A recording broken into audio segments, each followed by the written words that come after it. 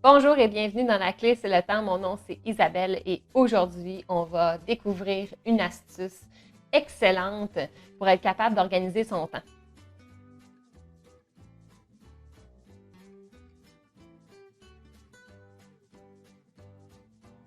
Savez-vous que l'urgent n'est pas nécessairement important?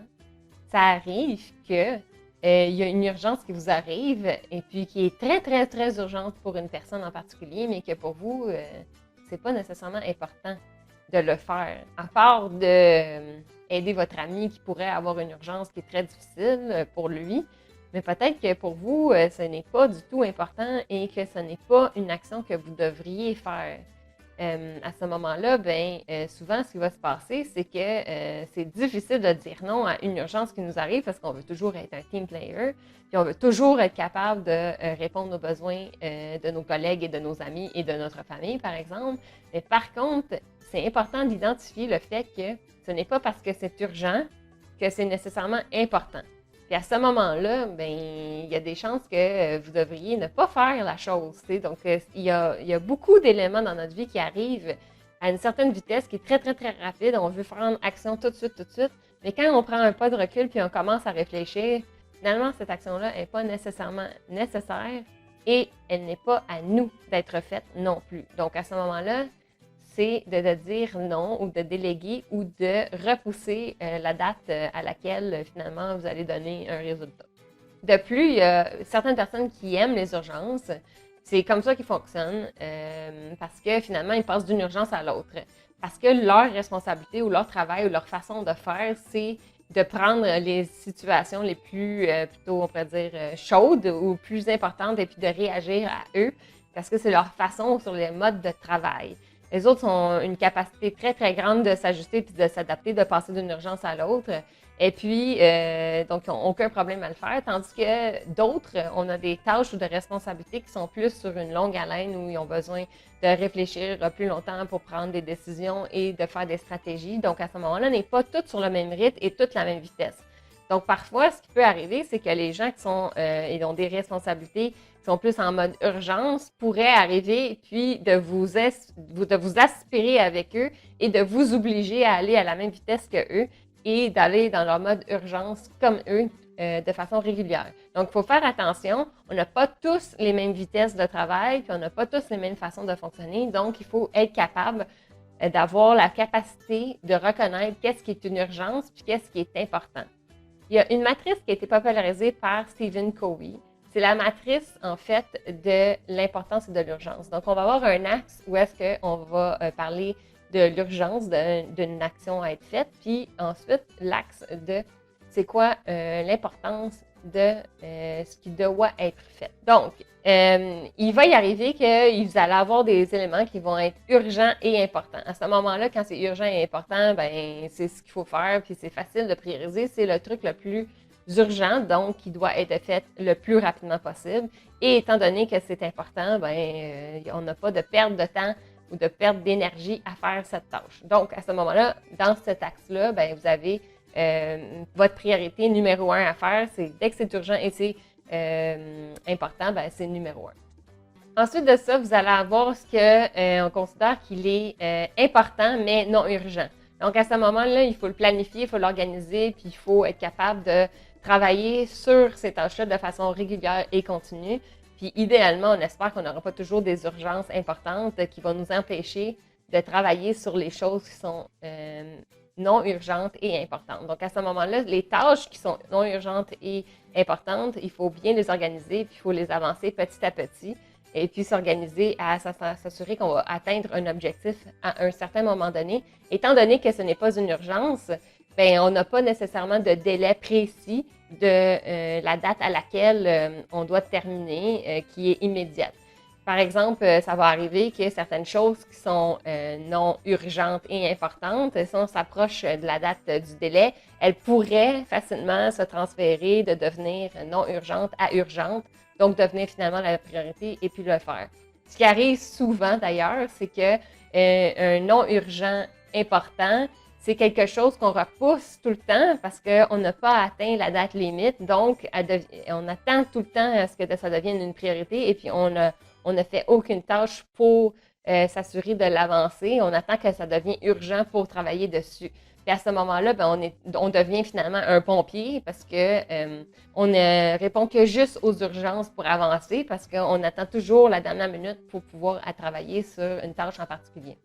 Ensuite, dans la troisième catégorie, il y a ce qu'on appelle les choses qui sont non ou moins importantes pour nous et puis qui sont quand même urgentes. Moi, ce que je vous conseille de faire, c'est de les déléguer, mais pas à la dernière minute, idéalement. Parce qu'à ce moment-là, ben, ça fait juste de tirer la patate chaude à quelqu'un d'autre. Mais à ce moment-là, c'est lorsque les choses sont pas si importantes pour nous. Donc, ça veut dire qu'il y a comme des responsabilités on s'est fait donner, mais qu'en réalité, c'est des responsabilités qui devraient être à quelqu'un d'autre, d'un autre département, d'une autre division, d'une autre personne qui a finalement un intérêt, qui veut se développer dans cette champ d'intérêt-là, par exemple. À ce moment-là, je vous invite à déléguer. Donc, ce qui va se passer souvent, c'est que vous allez arriver à des situations où il y a des choses qui vous arrivent de façon régulière, où il y a des urgences moins importantes pour vous, et puis qu'à chaque fois qu'elles arrivent, elles deviennent un peu déshéritantes. Donc, identifiez-le, puis dites-vous, OK, ça là, moi, là, je pourrais potentiellement le déléguer à quelqu'un qui, lui, aurait intérêt de le faire, pourrait travailler sur le sujet et puis que ça lui apporte vraiment quelque chose en particulier. Donc, à ce moment-là, les choses qui sont moins importantes pour nous, qui sont urgentes, idéalement, c'est bien d'essayer de trouver des moyens de s'en débarrasser.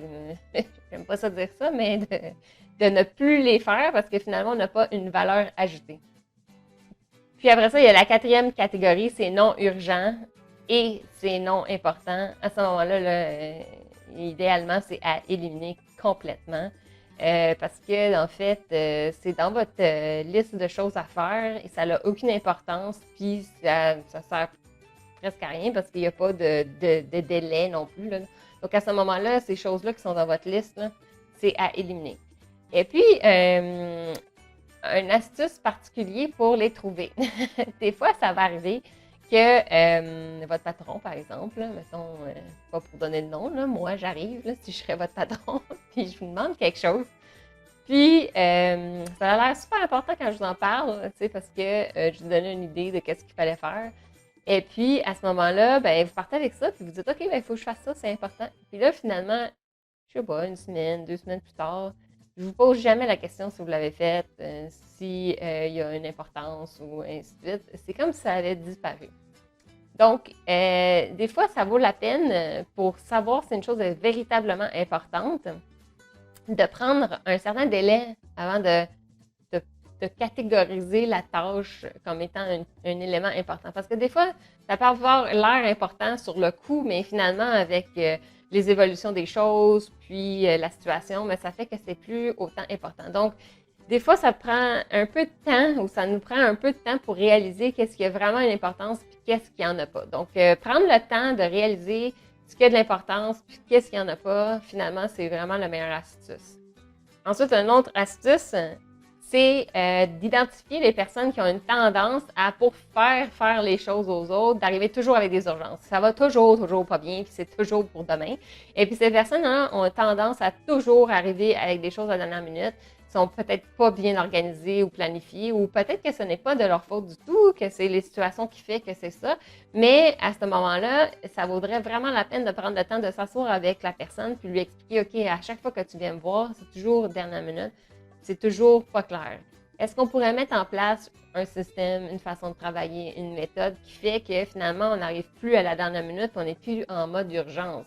Donc, ça va permettre à ce que vous puissiez être capable d'organiser votre travail puis de mettre des tâches de façon régulière qui pourraient, à la place d'être faites en catastrophe à la dernière minute, bien, ça peut être fait à l'avance, ça peut être répondu autrement, et ainsi de suite. Donc, ça vaut la peine de s'asseoir avec la personne puis de lui faire réaliser que c'est la personne qui vient toujours avec les urgences et puis que potentiellement, il y aurait une méthode qu'on pourrait mettre en place pour mieux faire les choses puis de s'organiser un peu mieux pour y arriver.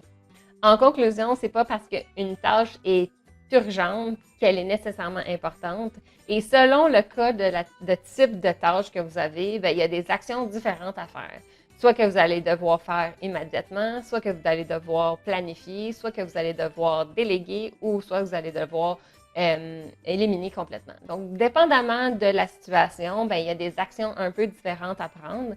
Et dépendamment de la source des urgences continuelles, eh bien, des fois, ça vaut la peine de s'asseoir et d'essayer de réfléchir à pourquoi est-ce que c'est toujours en mode urgence et que finalement, on ne pourrait pas être capable de prévoir et de mieux s'organiser. J'espère que ça vous a plu.